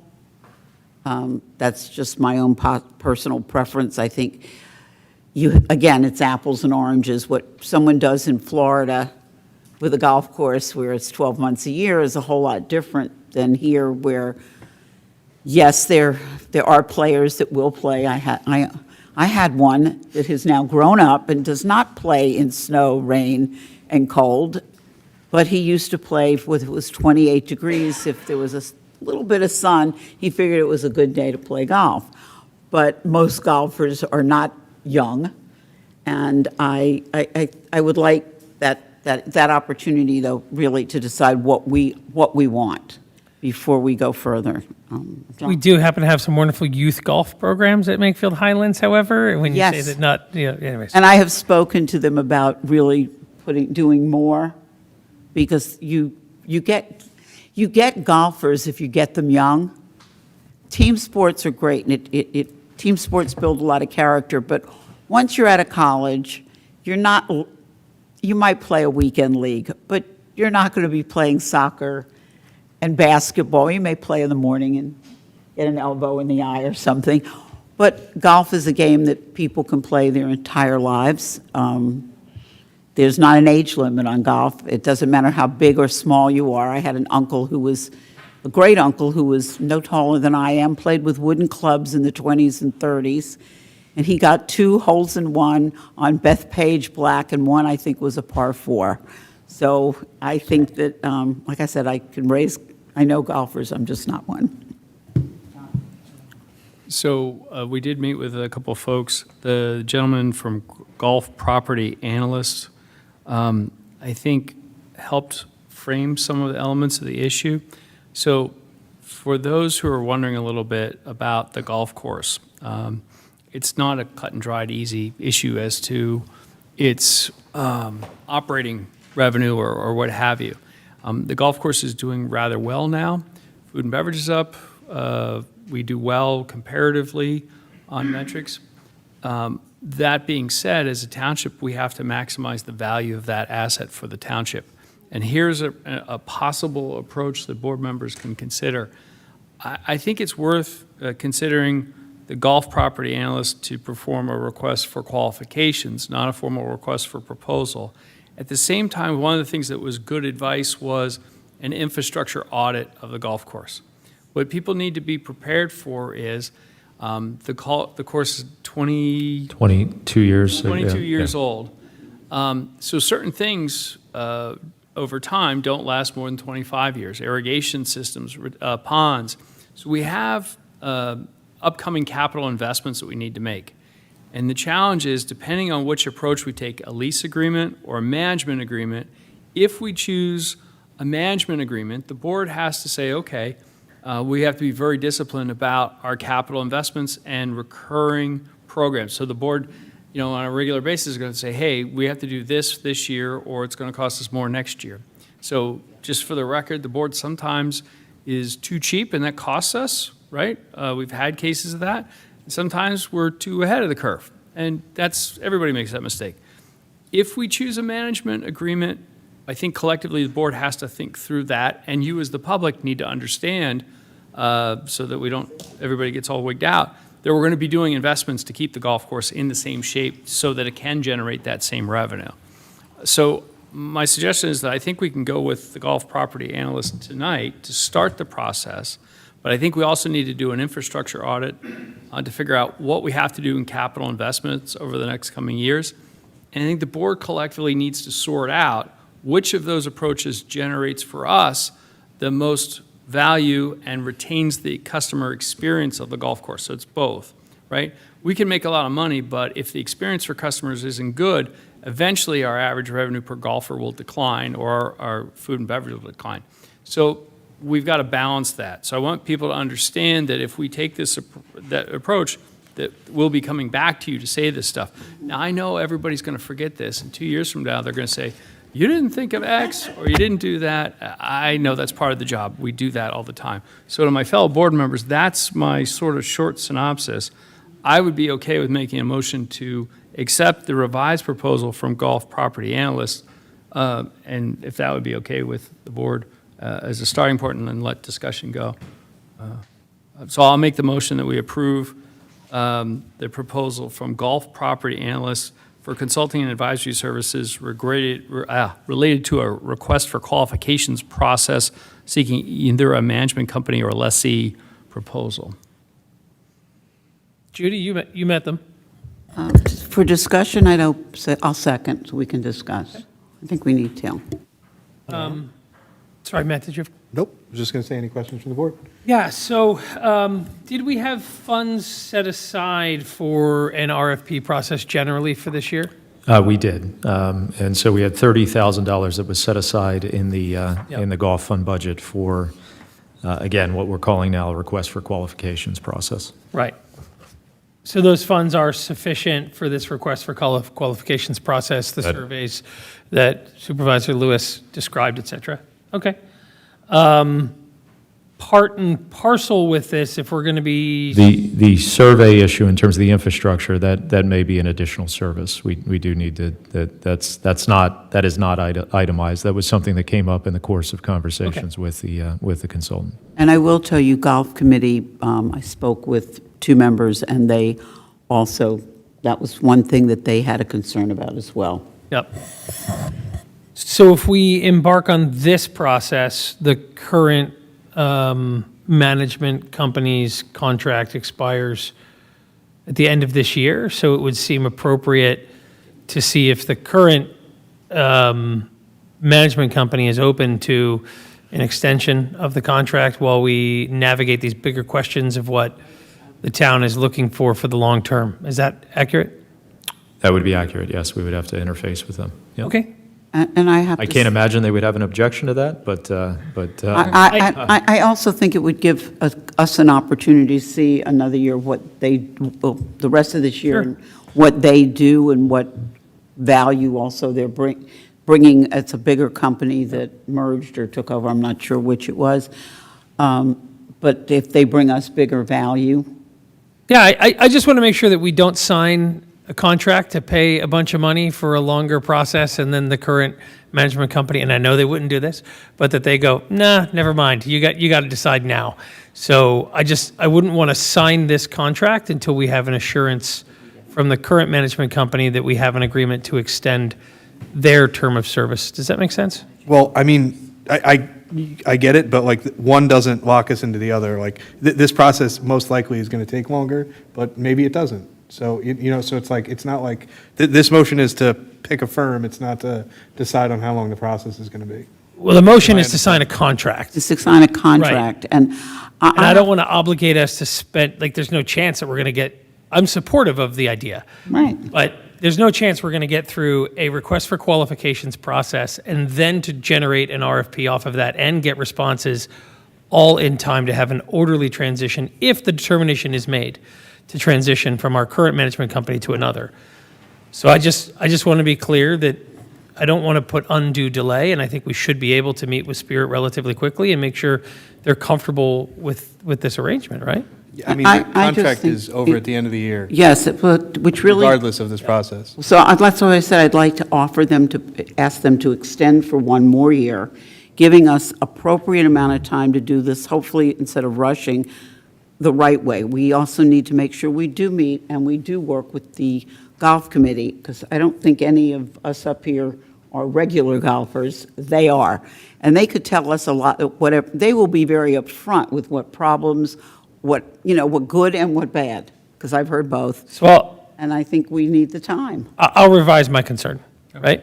So I am supportive of the concept.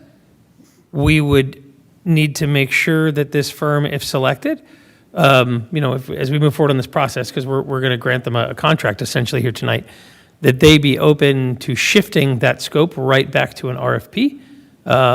If, for whatever reason, Spirit isn't comfortable with an amenable extension of the contract. Are we all comfortable with that? I would think we could have the guidance. Yeah, I mean, I think the guidance would be okay with, would that be okay with you? Yeah. Yeah. Sure. One of the things to think about, and this is awkward because obviously what's the name of Spirit's new owners? Sports Facilities Company. Okay. Yeah. Companies. They're not here, so I don't see anybody. We had not talked about extending the agreement or anything like that. Right. We've had discussions with them today that were just initial ones with the acquisition. So I would suggest two things. I agree with where you're coming from. It's possible that some of the work while we're doing this can also do the infrastructure assessment. They could be part of that process, and they may actually be helpful for us on that while we're reviewing that. There's also a component of where the board is most comfortable in its strategy, and I don't have a predetermined answer for myself. I would offer that if I did. You know me, I'm a pretty confident guy. I will tell you when I'm right. And if I think I'm wrong. But there's reasons that you could make the case for either side. And so that's something collectively the board needs to do while we're going through that process. And so that folks understand that we're not just willy-nilly about this. We have to do recurring processes to make sure we're maximizing the value of the asset. We can't stay with one vendor forever. With respect to Spirit, they were a dramatic and significant improvement over Kemper, which is the prior one that I think was going to like 2013 is when we changed.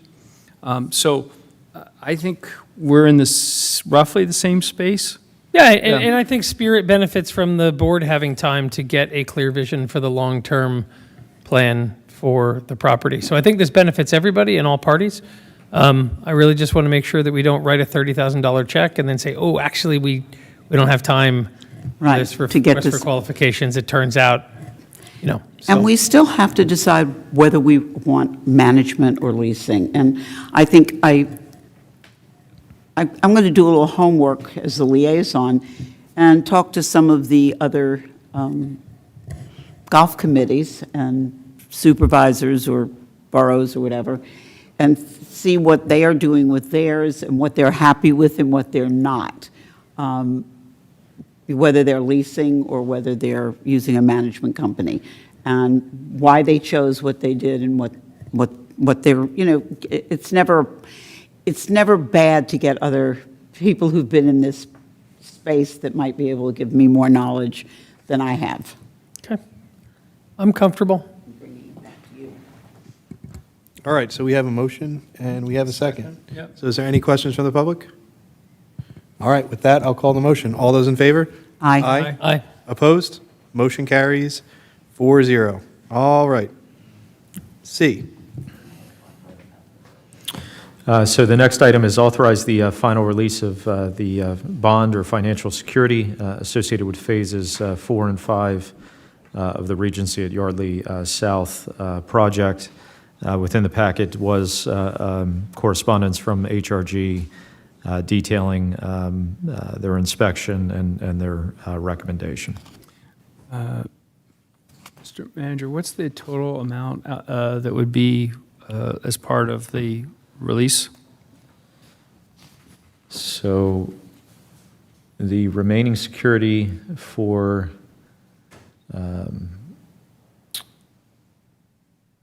this is phase 4 is right, but these are broken up in this way.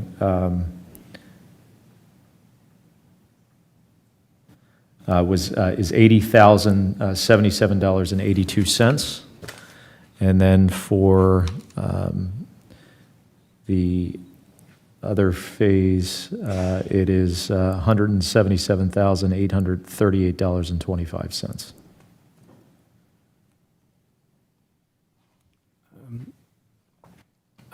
Madam Solicitor, you advised me I'm not allowed to use a word that begins with M, so I won't talk about that word. And the board has the option of withholding or not providing any approval today, right? There needs to be some action this evening. Needs to be official because, action. Again, the request has been submitted, and you have 45 days from the Okay. date of submission of the request. What's the number on the fourth one again?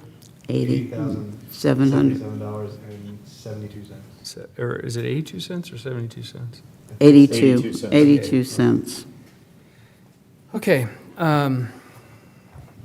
So I'm going to make two motions, I think, and see where the board is on these two. The first one, or I could make them a combination, is I would authorize the full final release of Phase 4 at an amount of $80,077.82, and I would authorize a partial release of Phase 5 in the amount of $100,000. That would allow us to hold some money back for issues related to stormwater. And while I recognize that that one was a close one, there are other issues that are unresolved. Yes. So if that's okay with the board, that would provide a vote and provide release of the vast majority of the money, right? But hold some back for us to address issues that we have. I would, on 5, I'd give them the $77,800 and keep 100,000, because we don't know what the costs are going to be to repair all. It's not that bad? It's not likely to be that amount. Okay, It's likely then to I- be somewhat less. Okay. And I want to be respectful. I do. Which is why I'm not using a certain word. Yeah, we're not allowed to use the M word. And I'm not allowed to say all kinds of stuff. The governor can use words that I can't use, but for some reason, so no Gets to away with that it. word. You'd get rolled if you used a Yes word? Yeah. bold word. Yeah. It's So- a Bold shame. word. Which one? A bold word. A bold word, It yeah. starts with M. Yeah, so I won't use that word. So Supervisor Lewis, you're a lot more familiar with this project than I am. I will defer to your judgment on the matter, and I will second your motion, sir. All right, any questions from the board? Any questions from the public? Come on up, sir. You know the drill. I do. Cliff Davis. You've already been told. Yeah. I'm only bringing this up. I thank you for the motion. I think we all want the same thing here. I'm representing a bunch of people that live on Lavender Drive who have lived with this ponding constantly behind their homes. This is the 5th attempt by the developer to get it right. It may be right. It may very well be, but I want to see some more rain just to be sure that we got it right. We got a long way to go to survive this over a long period of time. So I thank you. Well, I would ask you to check it when you get home, because it seems like we got some decent rain. We're in a checked it drought. this morning after last night's storm. It's not. There wasn't enough even in the street. So I think after the next 5 days, we might have a little bit of an indication. But I mean, Your advice we're is in a to drought, hold. people. what's that? Your advice is to hold. My advice is to hold or hold back. Supervisor Lewis is right. We're not talking about that kind of money.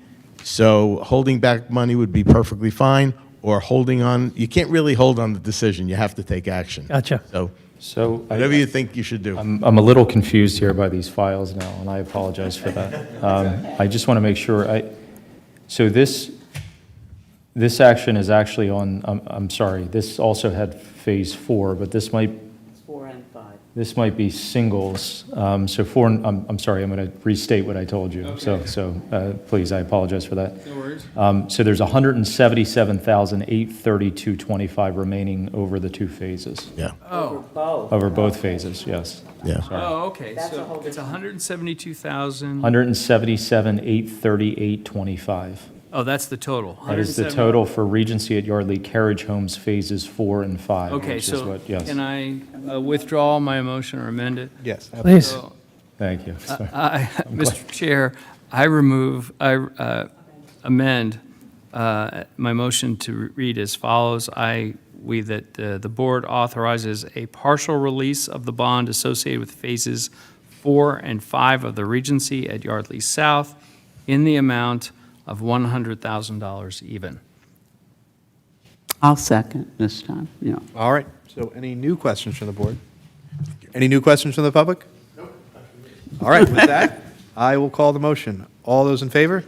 Aye. Opposed? Motion carries 4-0.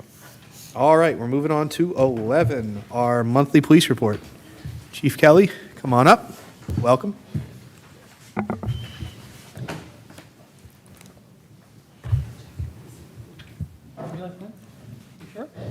Good evening, board members. I'll report tonight on both April 2026 and year-to-date totals for 2026 for police department activity. In April, the police department handled 1,142 incidents and a total for the year of 4,410. The police department issued 293 traffic warnings for a yearly total of 1,903. Police officers issued 96 moving citations for a yearly total of 564. They issued 12 criminal citations for a yearly total of 52. We investigated 39 motor vehicle accidents for a yearly total of 140.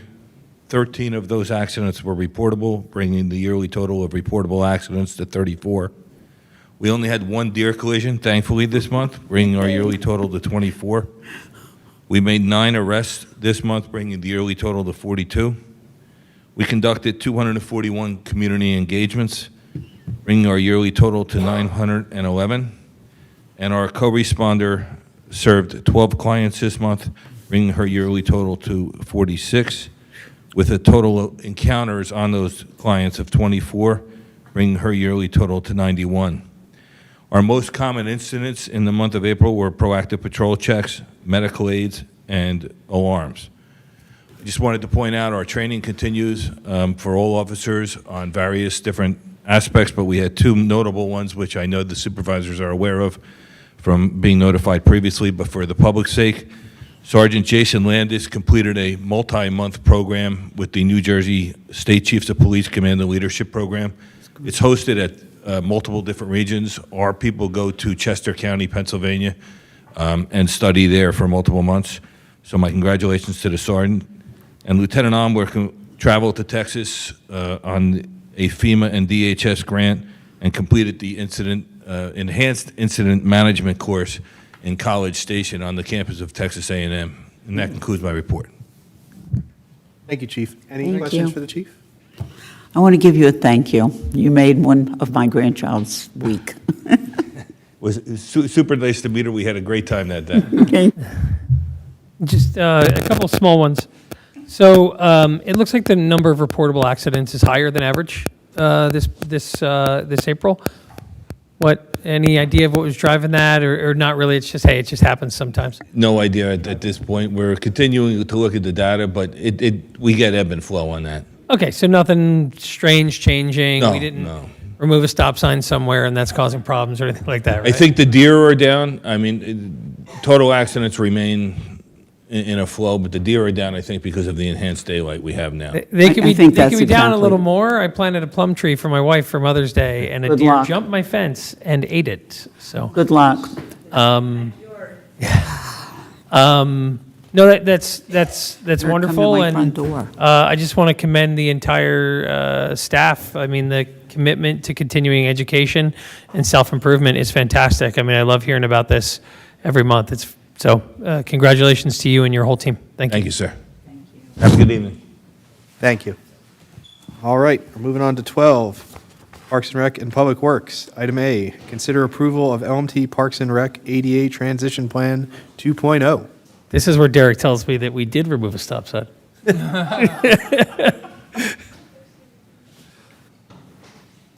So this is under Derek. However, Lisa Huckler and team are here they were doing the bulk of the work on this, and so they're here to sort of present and answer any questions that the Board of Supervisors may have. All right, well, welcome and thanks for coming. Thanks for having us. Just introduce myself, Lisa Huckler, resident for more than 30 years. I've been on the Disability Advisory Board for 22 years. Abby Yates, I'm a resident. I've been on the Disability Advisory Board for 2 years, maybe now? 2 or 3 years? Yeah. So, tonight, we are here on behalf of the Park and Recs Department and the Park and Rec Board and our board, the Disability Advisory Board. And the boards, the Park and Rec and the Disability Advisory Board, are recommending to the Board of Supervisors that you approve the updated ADA transition plan. As you know, the Disability Advisory Board and Parks and Rec, back in 2021, did an entire facility audit. That's what we assisted with. So our board went out and looked at all the Parks and Rec, all the facilities, Memorial Park, and the small tennis, the pocket, tennis courts and all that. So everywhere, including the pool and the all the athletic fields. And we came up with just kind of an overall, what do we see that needs improvement in these areas? And most of it was, parking. It was more physical, like the physical barriers that exist. Parking, maybe appropriate pathways that are ADA accessible. Equipment, it could be anything from picnic tables to benches and bathrooms, of course. And so that was, put into place and recommended Monica Tierney and the Parks and Rec, and we worked together to get that done in 2021. So every 5 years we are to update it. So we began work on that last year and kind of went back out, reviewed the facilities, and just to take a look to see if there's any more updating. And then we also updated our charts to say what has been completed. And things like, the ADA compliant door was put in at the community center in 2021, the tennis courts, the parking lot to the basketball court at Memorial Park. We did the inclusive playground. We had to update the surface because that had deteriorated. The big item was 5 Mile Woods. We received the PICO grant, and we now have a boardwalk that's accessible. So there's, little things all along the way. And so this ADA transition plan is a guide. We're not saying, here, you have to do this all today. This is as you're making improvements to your facilities in Lower Makefield Township, you can reference back to this. And like it could be very simple. You just approved putting trash cans back into park facilities. And you probably didn't give it much thought on where they should be placed, right? Maybe let's hide it up against a shed, and we don't want it to be unsightly. But part of the ADA plan is required to put trash cans within 24 inches of an accessible pathway. So anyone, regardless of their ability, can access that trash can. And, we did, as soon as we saw that you had approved that, I just sent an email to Derek, Public Works, just to kind of remind him, by the way, they have to be within 24 inches. But I'm sure he's looking at the plan before he did it, but I just sent a reminder. Derek, are we in compliance with that requirement? Derek, Derek, I own 7 thought of tape that. measures. I own 7 tape measures, and one of them measures to the 32nd of an inch. Makefield Park was within compliance, I can tell you. Yeah. That's But- the only one I can guarantee. I mean, that's just kind of a silly example, but Like the striping was just redone. A lot of that was posted on Facebook, and just like being able to look at, the striping that needs to be done for handicap accessible vehicles and things like that, just to make sure that we're in a compliance with that, as well as signage. And so this plan, we've updated it, and the biggest difference, of course, we did the physical barrier in 2021. That was a big focus. And now that Parks and Rec, the programming has really increased. I mean, we've all know there's waiting lists for the camps, and we do so many more events. The big event we've helped out with, so this is going to take the programming side of things and really start to incorporate inclusive activities. But we've already started to do that, so this is nothing new. And one of it is the holiday party. Yes. So if Abby, you want to speak to that, what we did last year. Yes, we had a quiet room where we showed a quiet video, and the lighting was lower. There was a smaller craft table and sensory activities for kids that needed a sensory break, or more quiet, because it can get really rowdy at those parties. So we're working with the Parks and Rec when they put on any activity, how could we make that more inclusive? So we're providing a sensory room. And it was great because Santa Claus was able to come into that room in a quiet space, have a child in a wheelchair that wouldn't be able to maybe get out of the wheelchair to sit on Santa's lap or, get up. So we brought Santa to. It was my kids. It was Abby's Yes, son. he was, yeah. And he was It thrilled that amazing. Santa was able to. Otherwise, he wouldn't have been able to see Yeah. Santa, because it was just, there's no way to drive a wheelchair without running over 5 people. It's very crowded. Did Santa deliver on Christmas Day all that was asked? Yeah. And little people are easy to run over even with a stroller. Yes. Because they just dart out from anywhere. And we do continue, this, again, is more about the programming, and they've put in, it doesn't really cost any more money for this ADA transition plan update to the programming, because it's really about training. It's things that we're already starting to implement. It's just, awareness, maybe additional training, from the Parks and Rec staff might be, done in the training of the counselors. We're going to do more inclusive programming, with the Parks and Rec providing different opportunities. We're going to probably do our roll and stroll, which is, just an event.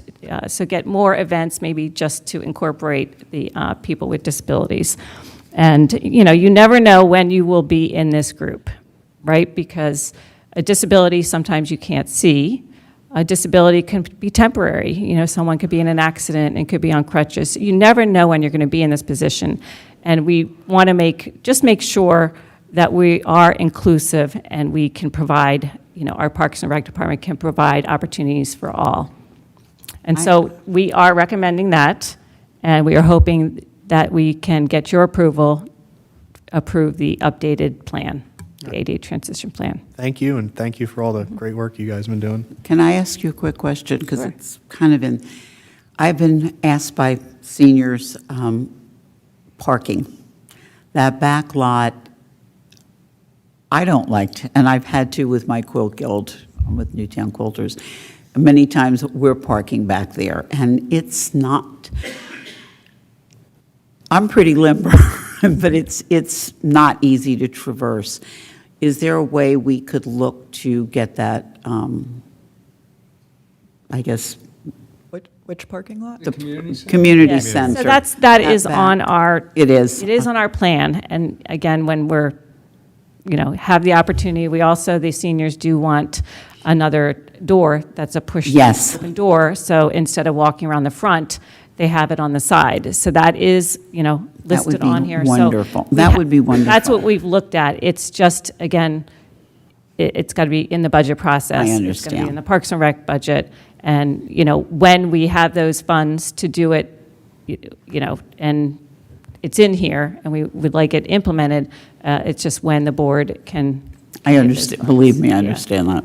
But we do have more, there is enough handicap parking spots at the Oh, senior yes. center, but obviously, there's probably more handicap placards than spaces, and we understand. The other that. question I have is, you have parking places that are for either electric vehicles or hybrids.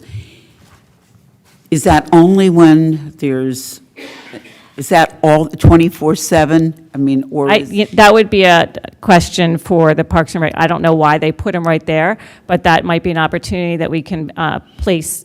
'Cause I don't- Maybe not even additional handicap parking, but just senior parking, and then move the electric cars down there. but I think you Be need to- handicap and have an electric car. I mean, when I see a huge SUV, the extra big size that is definitely not electric or a hybrid parked there, and I'm told, well, it's for an evening program. Well, I don't care. Yeah. That's, I think people are just using those spots because they are closer. Nobody's that's exactly enforcing. right. Yeah, so And- maybe And we I could do pull up with something. my nice little electric car. I admit I'm a little annoyed. Yeah. I'm not angry, I'm just a little annoyed. But that was one thing. Yeah. Thought of. Mr. Chair, I move that we approve the LMT Parks and Recreation ADA Transition Plan 2.0. I'll second. All right, is there any questions from the board? Just a comment. I was meeting with a group of residents this weekend, and they were very, very pleased with the trail work done at 5 Mile Woods. None of those individuals needed accessible accommodation, but they all felt that it added to the experience of the park, which I think is an important takeaway for everyone who cares about these things. I mean, when you make it more accessible for the people who need it accessible, you make it more accessible for everybody. So I want to applaud your work and thank you for your time and efforts. And then, Mr. Kratzer, are we Yes. undergoing a similar review of non-Parks and Rec facilities within the township, such as our township building and its inaccessible bathrooms, or our police department and its inaccessible? Yeah, so we currently, as part of the 2026 budget, we did do a facility study, so that those aspects are contemplated within the context of that study. Thank you very much. You're welcome. Just to let you know, the first township meeting I attended, this was not built yet. And there was a window air conditioner that was extraordinarily loud, and I don't think there was a microphone. All right, so is there any questions from the public? With that, I'll call the motion. All those in favor? Aye. Aye. Opposed? Motion carries 4-0. Thank you very much. Thank you very much. Thank you so much. Lisa. Thank you, Abby. All right, item B. Do we need Derek to come up for this? I don't think we need Derek for the next two.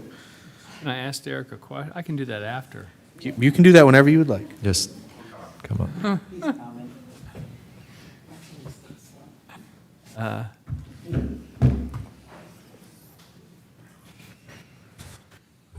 Who wants to take it? Can I ask the first question? Sure. Yeah. Yeah. So this is prompted by our prior discussion. The municipal park, I know we have a project going on there.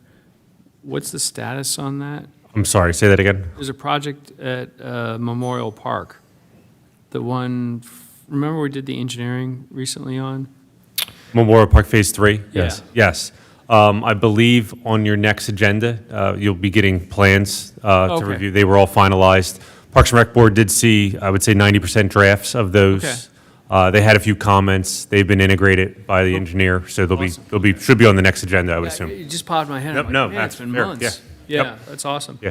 With that, I'll make a motion to approve payment application number 2, final payment to PR Painting for the pool 2026 pool painting project in the amount of $49,875, pending receipt of required closeout documentation. Seconded? All right, is there any questions from the board? We did all see it earlier, and yes, there is new paint in the pools, so I can confirm that. Any questions from the board? Water in the pool, so if Yeah, it wasn't sorry. painted, we are where we are. All right, with that, I'll call the motion. All those in favor? Aye. Opposed? Motion carries 4-0.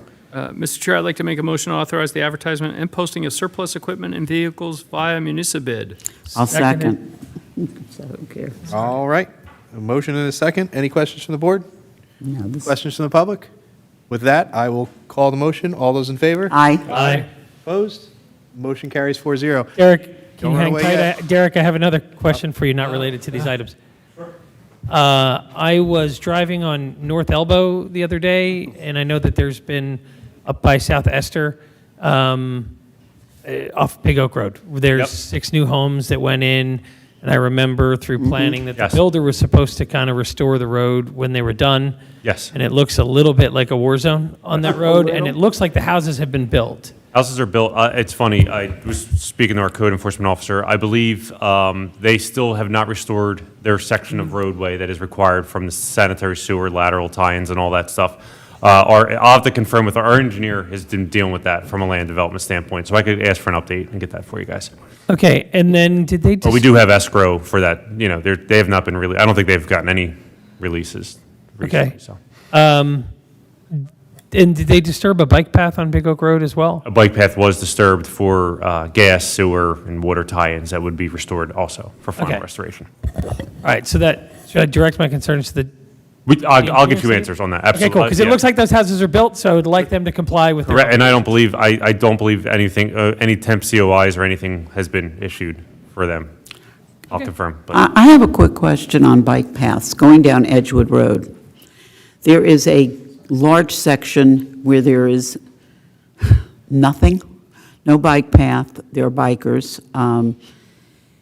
There are, and then you get some very large ones where even though there's a bike walk path and absolutely no one is on it, the bikers are neither on the bike walk path, in the bike lane, they're dead in front of me. But I'm more concerned about that section that has nothing. I think it's more up near McCaffrey's. There's a couple of spots there that there's just not, and it is dangerous. I mean, and sometimes the bike path and bike lanes is on one side and people are driving on the other, riding their bikes on the other side because they want to go with the traffic. It's kind of just hodgepodge down Edgewood. And it's, unfortunately, people, that used to be a 30-mile-an-hour road, and it was, when the township took it over, they changed it to 40, and which I think some people think is a suggestion, because I get honked at going 42 and 43, and I am careful because I know there's kids, and my own could be there. But is there anything that we could do to put a lane or something in for a bike path in those missing sections? And again, I'm don't know if just there's looking at the space. same time you're speaking, I'm sorry. I believe you're referring to probably closer down where the single families are along Edgewood Road, correct? Just Correct. past the Hunt. That whole area is off. And again, I believe that there is bike path on the south side of Edgewood Road. Obviously, a biker would need to cross. Right, and they don't. And they don't, correct. Partly because they want to ride with the traffic, not against it, which I certainly understand. If I'm not mistaken, that's what they're supposed to do.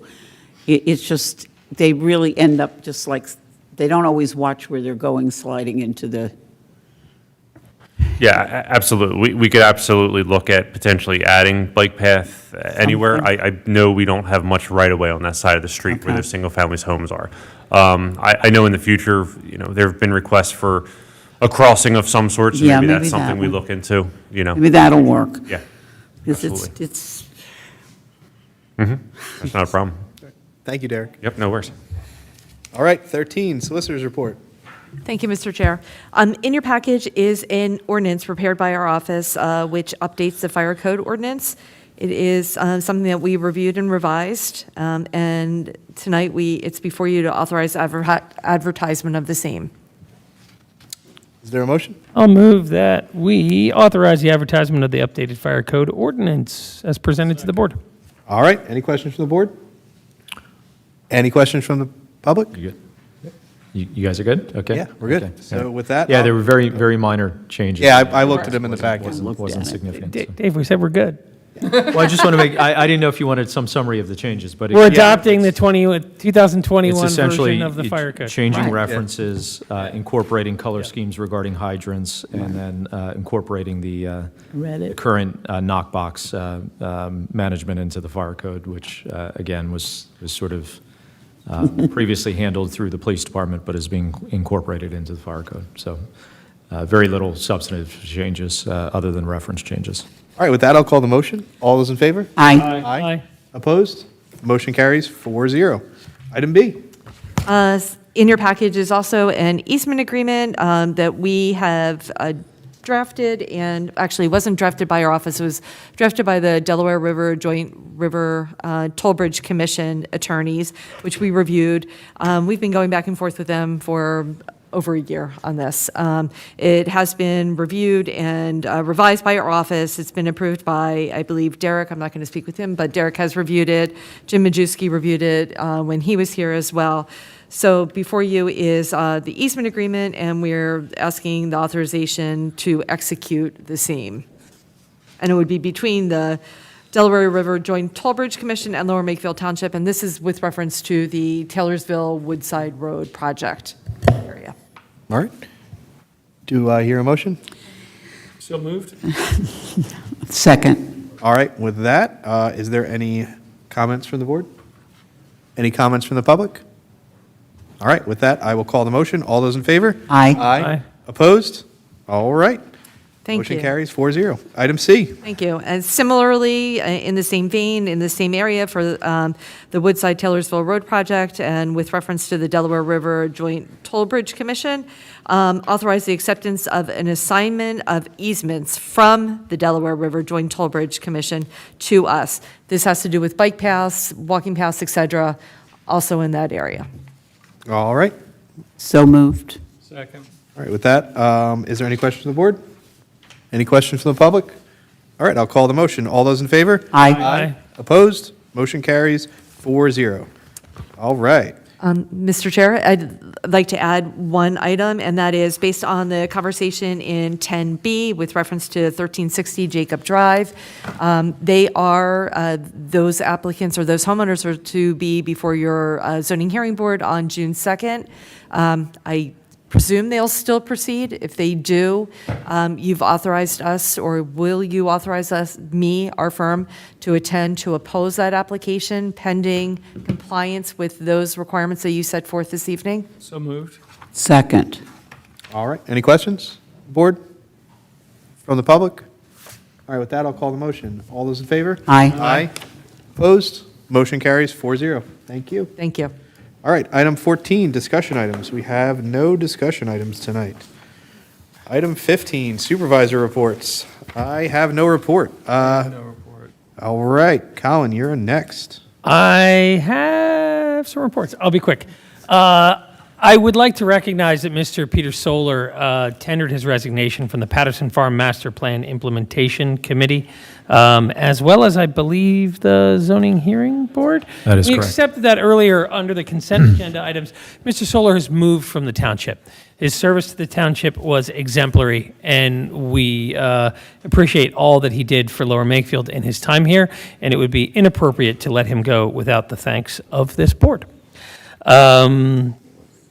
Further, we had a presentation this past week from Patterson Farm Preservation, Inc., in front of the Patterson Farm Master Plan Implementation Committee, where they shared their vision for the long-term future of Patterson Farm. I want to thank them for taking their time and interest in appearing in front of the township to share that as well. Otherwise, great work going on all around town. Thanks go to all the volunteers who serve. I think we've discussed what's going on in the golf committee. They are up and running this year really well. Parks and Rec also.